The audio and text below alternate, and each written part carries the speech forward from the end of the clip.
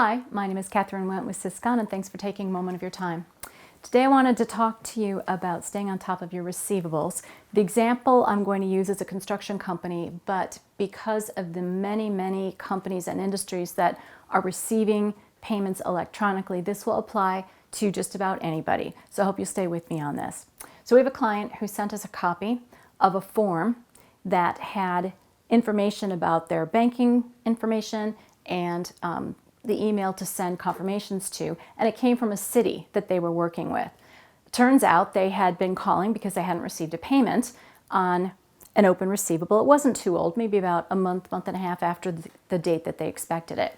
So they wanted to know from us why they weren't getting the email confirmations, because the city said they had paid it and our client hadn't received it yet. So I took a look at the document, and the very first thing I noticed was that the email address that the city had on there to send confirmations that they were sending the payment had an extra letter in it. It was not our client's domain name at all.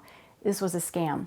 Someone had come up with a domain name that was one letter different than our client and sent in a form to request a change in bank and account information and to send confirmations to this email address. And it was all bogus, and the city had done it.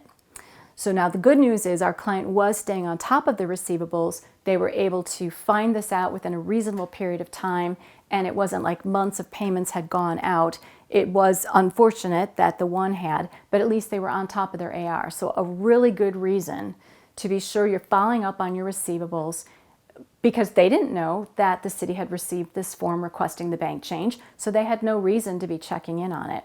So a couple takeaways. First of all, the city, or you, if you receive such a form from anyone, should have picked up the phone and called. If someone's changing a bank, an account number, or even providing a new email address to send confirmations, pick up the phone, call the person on the other end, and have the conversation. Make sure it's legit, make sure they actually made that request, and double check the information. Actually, you could have sent a test email and they would have known from the beginning that this wasn't going to go through and asked more questions. Second takeaway, our client was on top of the receivables, so they were able to mitigate, reduce the amount of damage that this possibly could have been. So please stay on top of yours. So we can't control people who try to scam us. We can't control those people, but we can control staying on top of our receivables and making sure that when someone makes a request of us, we pick up the phone and we have the conversation with our contact person over there to make sure that the request is legit. So there you go. Stay safe, be careful, and I hope you have a great rest of your week.